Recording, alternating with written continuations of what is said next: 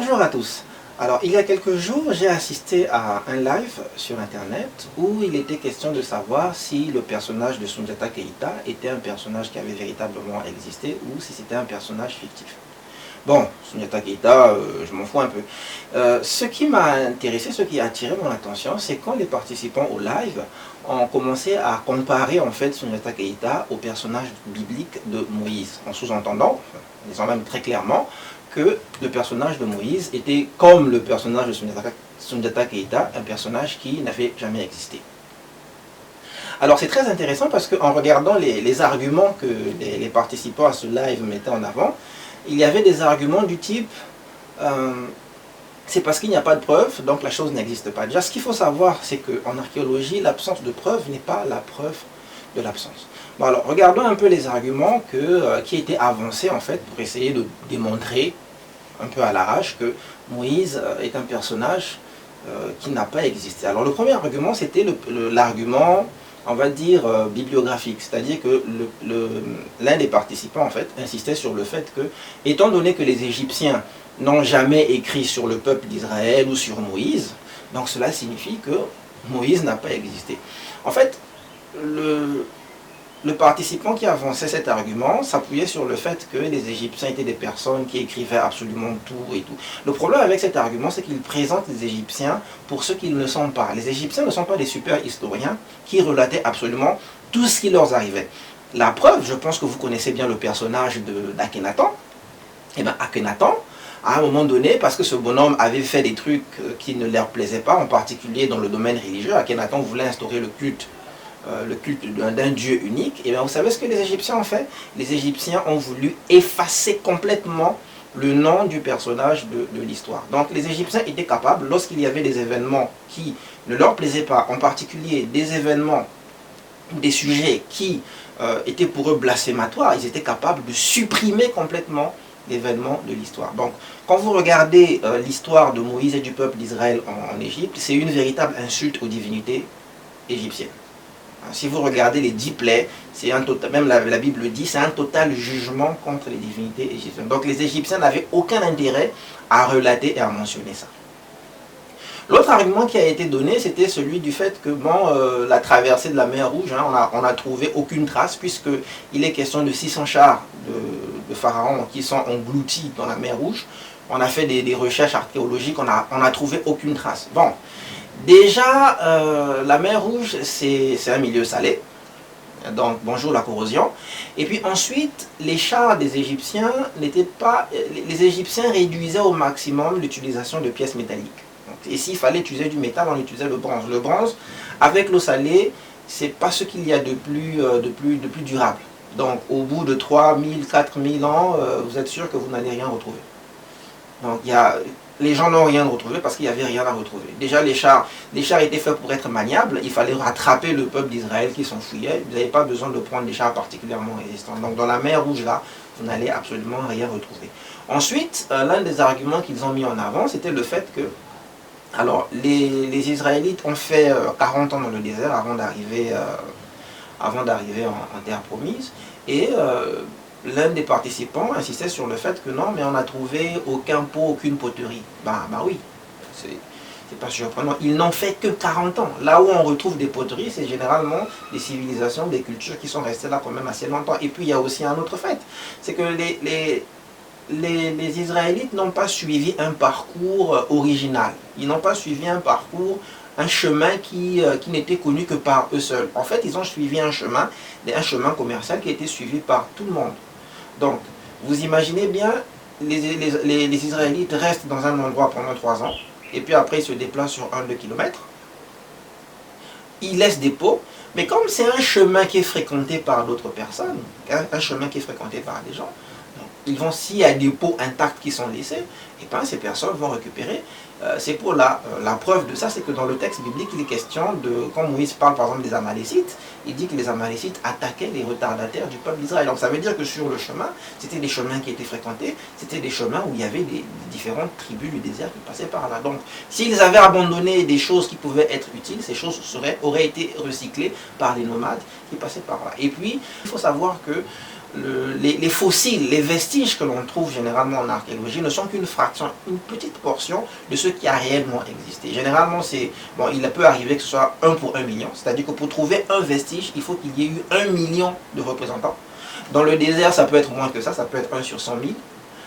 Mais si vous regardez bien, donc en fait, pour trouver une poterie des Israélites, il faudrait que les Israélites aient abandonné plus d'une centaine, plus de 100 000 poteries. Voire, on peut même dire 1 sur 10 000, hein, mais vous voyez que la proportion déjà, elle est particulièrement, elle n'est pas particulièrement en faveur de cet argument. Alors, les participants en fait à ce live auraient pu utiliser d'autres arguments, des arguments que vous pouvez retrouver sur les pages Wikipédia qui en parlent. Par exemple, sur le séjour des Israélites en Égypte, il est question de l'esclavage. Historiquement, on sait qu'en Égypte, la question de l'esclavage est une question polémique. Mais il faut se rappeler d'une chose. Les Israélites ne sont pas devenus esclaves en Égypte parce qu'ils ont été conquis. Donc il ne faut déjà pas comparer la situation des Israélites à celle de prisonniers ou de captifs de guerre. Parce que les Égyptiens réduisaient en esclavage les captifs de guerre. Parfois, ils les marquaient au fer rouge et ils en faisaient des domestiques dans les maisons. Il y a aussi une autre forme d'esclavage, quand tu es l'esclavagisme héréditaire. En tout cas, on a retrouvé en Égypte des traces, des testaments où on léguait à quelqu'un des personnes comme si c'était des biens et des propriétés. Donc c'est pour ça qu'on sous-entend, on suppose que c'était des esclaves. Le cas des Israélites est particulier. C'est vraiment un cas particulier parce que eux, en fait, ce sont des émigrés. Ce sont des immigrés qui arrivent quelque part. Et déjà, dans leur façon de vivre, dans leur style de vie, ils étaient en abomination aux Égyptiens. Donc il faut savoir donc que les Israélites, les Hébreux, ont subi en Égypte ce qu'on appelle une oppression xénophobe. Donc si on les a réduits en esclavage, on va dire plutôt si on les a asservis, c'est par poussée xénophobe. C'est pas parce qu'on les avait conquis, c'est pas parce qu'ils étaient les descendants d'une race inférieure ou d'une caste inférieure, non, c'est par pression xénophobe. Et donc ça, c'est un cas particulier, et ce n'est pas évident de retrouver ce cas-là systématiquement écrit, noté quelque part dans les archives égyptiennes. C'est pour cela que le cas particulier des Hébreux, vous ne pouvez pas l'étendre et dire que comme on n'a pas trouvé d'esclavage systématique en Égypte, donc ça veut dire que la situation des Hébreux est fausse, ou le cas des Hébreux n'existe pas. Il aurait fallu que cet événement-là se répète plusieurs fois en Égypte pour pouvoir le retrouver systématiquement noté quelque part. Donc ça ne s'est produit peut-être qu'une seule fois, et donc pas besoin qu'il y ait des traces écrites pour dire que quand il faut opprimer ou quand il faut réduire des immigrés qu'on juge dangereux à la servitude, voilà ce qui se passe, voilà ce qui se passe. Donc, ça, vous ne risquez pas de trouver ça, parce que le cas des Hébreux en Égypte est un cas assez particulier. Donc il y a un autre argument qu'ils auraient pu mettre en avant, c'est l'argument de la taille de la mer Rouge. La mer Rouge est une mer qui, à certains endroits, va jusqu'à parfois 300 km de largeur. Donc, vous voyez bien que faire traverser en une nuit un truc de 300 km de largeur, c'est pas très cohérent, c'est pas très réaliste. Bon, heureusement, la mer Rouge, il y a des endroits où elle a juste une largeur de 10 mètres. Alors déjà, sachant que le peuple d'Israël se savait poursuivi par les Égyptiens, si vous lisez le texte, les Israélites savaient qu'ils étaient poursuivis, donc ils fuyaient. Et sachant que des êtres humains qui vont à une vitesse comprise entre 2 km/h et 6 km/h, donc en une nuit, si vous passez par exemple de 19h à 5h du matin, ça fait quasiment 10 heures, en une nuit, donc vous pouvez faire 50 km. Et je rappelle qu'il y a des endroits dans la mer Rouge où vous avez une largeur de 10 km.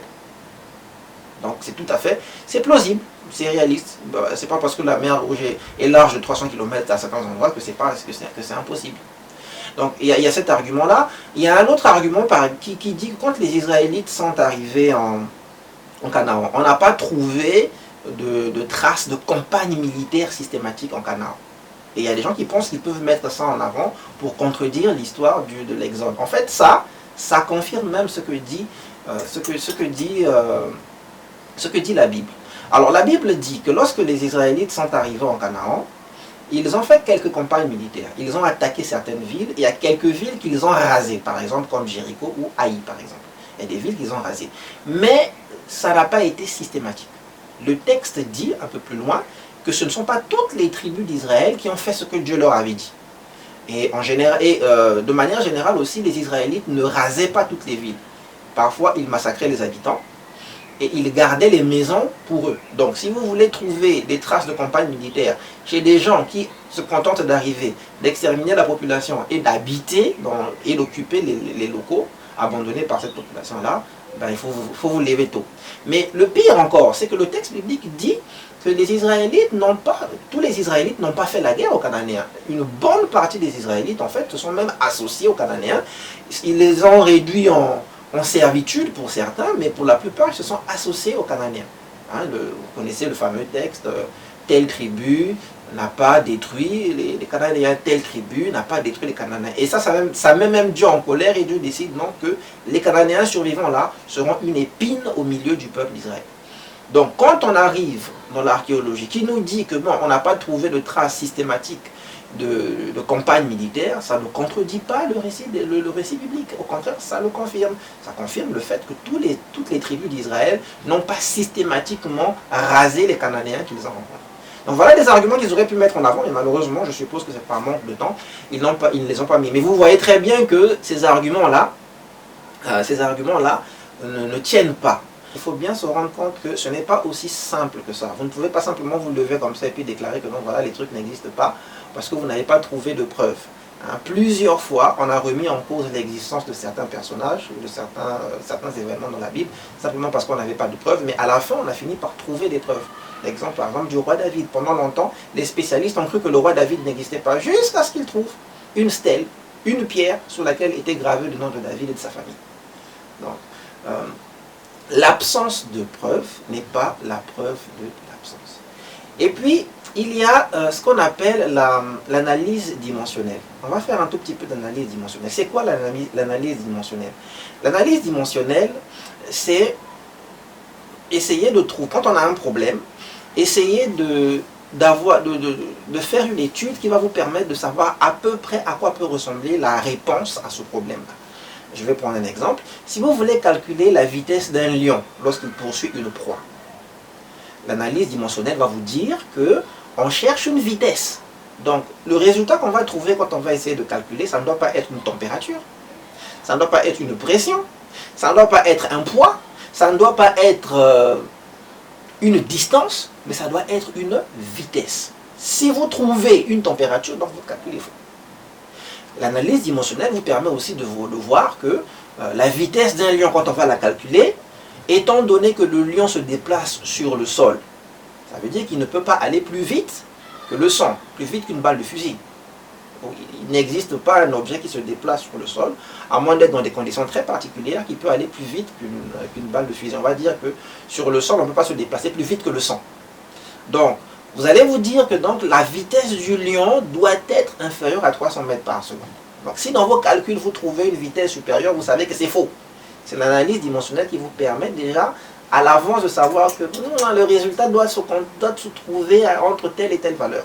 Le lion, c'est un animal qui a une taille de l'ordre du mètre. Donc l'analyse dimensionnelle vous dira aussi que vous ne pouvez pas trouver une vitesse quand le lion poursuit sa proie. Il ne peut pas aller à une vitesse à la même vitesse qu'un microbe. Il ne peut pas aller au micromètre par seconde, par exemple. Donc, pour faire l'analyse dimensionnelle, il faut en fait poser le contexte et observer le contexte. Et en fonction de ce contexte, on peut déterminer en fait où va se situer la solution. Donc nous, on va regarder un peu, on va faire l'analyse dimensionnelle des événements de l'Exode. En fait, dans l'Exode, qu'est-ce qui se passe? Dans l'Exode, c'est un Dieu qui se prétend créateur, qui déplace un peuple avec l'intention de faire en sorte que ce peuple-là puisse l'adorer, puisse croire en lui. D'accord? Donc, Dieu, créateur, prend un peuple, le fait voyager, le déplace, avec l'objectif de faire en sorte que ce peuple croit en lui. Ok, comment est-ce que un Dieu créateur peut-il s'y prendre pour convaincre un peuple que, déjà, il est créateur et qu'il est tout-puissant, et le convaincre de croire en lui? Alors, si vous réfléchissez à ça, vous allez vous dire que la seule façon de prouver à des êtres humains que c'est toi le créateur, c'est de montrer en fait à ces humains que tu as une maîtrise extraordinaire de la création. C'est-à-dire que tu utilises ton intervention dans la création est hors norme. Alors, je vais prendre un exemple pour illustrer ça. Imaginez que vous êtes dans une école de formation au secrétariat. C'est vous le professeur principal et vous devez corriger les devoirs de futurs secrétaires. Alors, vous avez une élève qui est secrétaire, vous lui donnez un logiciel de traitement de texte, on va dire vous lui donnez Word. Elle travaille dans Word et elle vous le rend. En tant que professeur, vous vous attendez à ce que la façon dont elle a résolu l'exercice, la façon dont elle a travaillé, ce soit dans la norme. C'est-à-dire que ça suive les règles normales d'utilisation de Word. D'accord? Vous vous attendez à ça. Parce que vous lui avez appris à utiliser Word d'une certaine manière. C'est ce qu'on appelle la normalité des choses. Et le jour du devoir, le jour de l'examination, le jour de l'examen, vous vous attendez à ce qu'elle vous rende un devoir, elle vous rende un document qui a été travaillé dans Word en suivant un processus ou des techniques normales. Maintenant, si votre secrétaire, si vous savez que votre secrétaire a eu à travailler avec le concepteur de Word, vous vous attendrez, en tout cas vous ne serez pas surpris, que dans le document qu'elle vous remette, il y ait des techniques hors normes. C'est-à-dire que la secrétaire, comme elle a travaillé avec le concepteur même du logiciel, ils vont utiliser des techniques de saisie de texte, de traitement de texte hors normes, donc des techniques extraordinaires. Si Dieu veut prendre un peuple et convaincre ce peuple-là de l'adorer, il doit prouver qu'il est Dieu. Et la seule manière qu'il a de prouver qu'il est Dieu, c'est de faire des choses extraordinaires. Maintenant, le fait que Dieu fasse des choses extraordinaires, ça n'interdit pas, ça n'empêche pas qu'il faut que ces choses-là soient logiques et cohérentes, ou qu'elles ne se contredisent pas. La Bible dit très clairement que le Dieu de la Bible est censé ne pas se contredire. Donc, le fait qu'il y ait des choses extraordinaires ne nous interdit pas de chercher, si on veut contredire les Écritures, de chercher des choses incohérentes, des choses absurdes. Reprenons l'exemple de la mer Rouge, la traversée de la mer Rouge. S'il était question de nous dire, si la Bible nous disait que voilà, les Israélites ont traversé la mer Rouge en une nuit, ok, et il s'avère que la fameuse mer Rouge, la largeur minimale est de 500 km.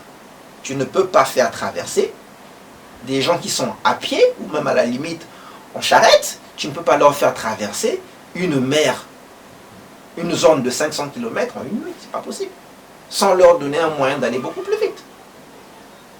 Ouais. Là, si la Bible avait dit ça, que non, voilà, ils ont traversé la mer en une nuit, et cette mer-là, elle a une largeur de 500 km du point A au point du nord au sud. Il n'y a pas d'endroit beaucoup plus étroit. Là, ce serait absurde. Et là, on aurait une preuve décisive que ce que raconte la Bible, c'est n'importe quoi. Mais si vous avez dans un récit où il s'agit de parler de ce que Dieu fait, si vous avez des événements extraordinaires, moi je suis désolé, ça rentre dans les cadres, ça rentre dans la cohérence du contrat.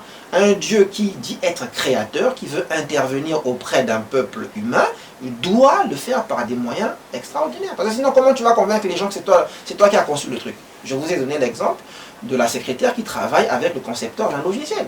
Pour vraiment prouver, si le concepteur là veut prouver que c'est lui le concepteur du logiciel, il va devoir faire sortir des outils techniques hors normes, ou des fonctionnalités hors normes, des fonctionnalités rares, des fonctionnalités extraordinaires.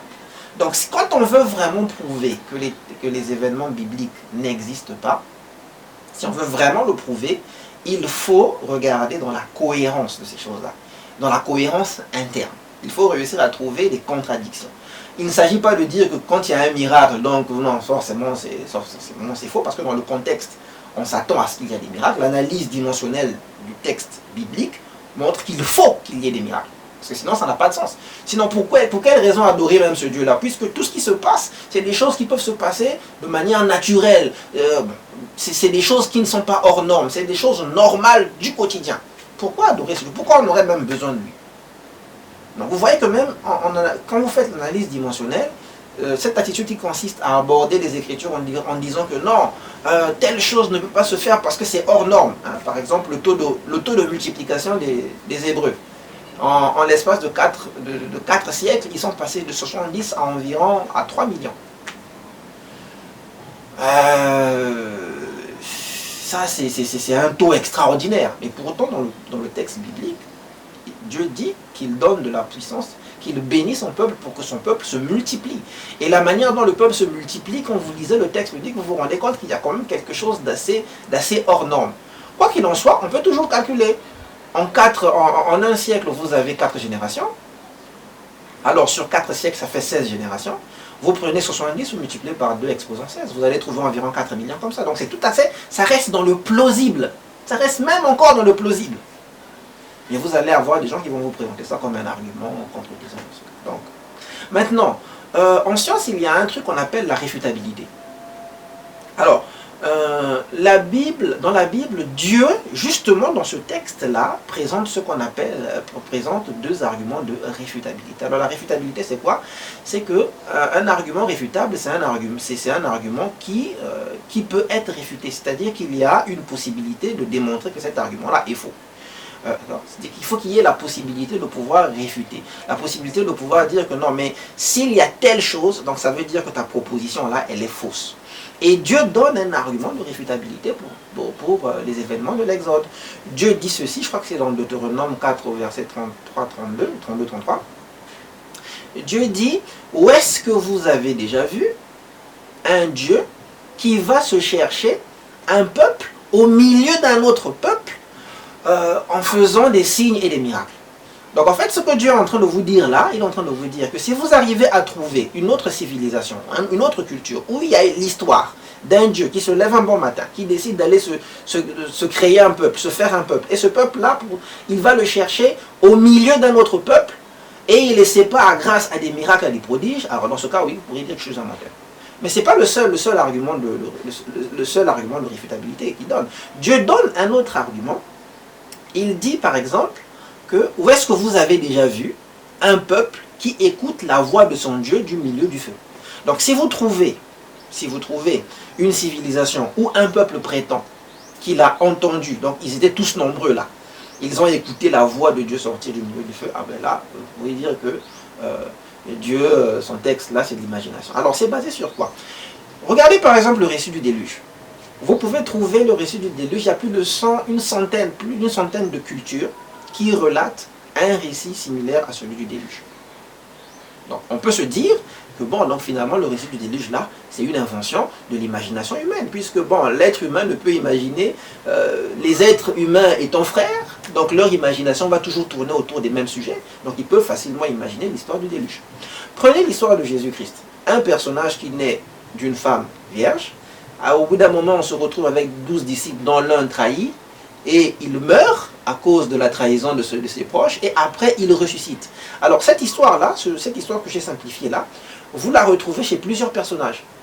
Il y a plusieurs personnages dans le folklore de plusieurs civilisations qui remplissent ces cases-là, c'est-à-dire un être qui naît de manière virginale, qui est trahi par un de ses proches, qui meurt et qui ressuscite. Vous pouvez trouver cette histoire-là presque partout. Dans pas mal de civilisations. Mais Dieu vous dit que l'histoire consiste à dire qu'il va y avoir un peuple, une nation, qui va entendre la voix de son Dieu sortir du milieu du feu, ou du milieu d'un feu. Donc tout le monde a entendu la voix de Dieu. Ou l'histoire consiste à dire qu'il y a un Dieu qui va se lever, qui va aller se chercher un peuple au milieu d'un autre peuple, et prendre ce peuple-là, par des miracles, par des signes, par des prodiges, et se réserver ce peuple-là, c'est-à-dire séparer ce peuple et se le réserver à lui. Cette histoire-là, vous la trouverez nulle part. Et j'ai pas trouvé, à ma connaissance, ça n'existe nulle part. Ça, c'est un argument de réfutabilité. C'est une prédiction et un argument de réfutabilité. Mais je n'ai jamais vu des athées, ou je n'ai jamais vu des contradicteurs de la Bible s'attaquer à ça. Hein.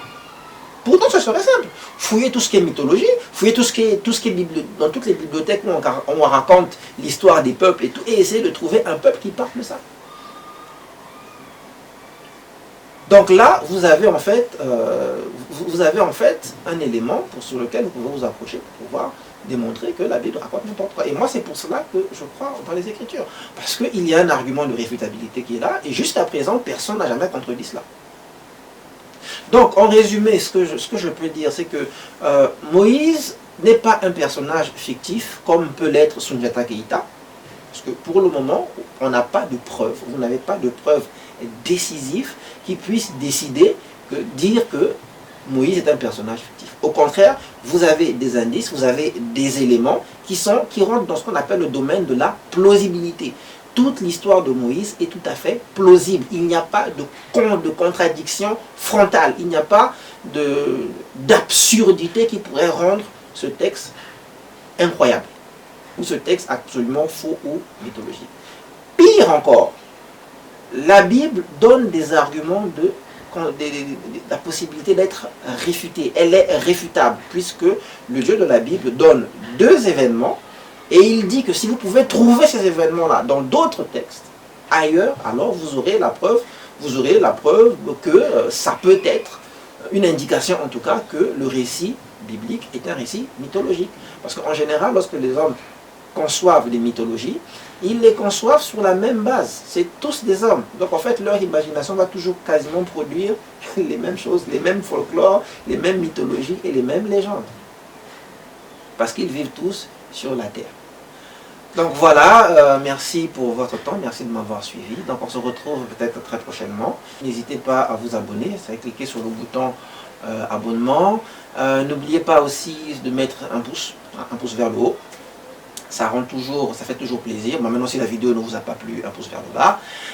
Je ferai d'autres vidéos, donc c'est pour ça que c'est important que vous vous abonniez, pour que vous soyez prévenus de toutes les nouvelles vidéos que je pourrai publier. Donc on se retrouve à très bientôt et que le Seigneur vous bénisse.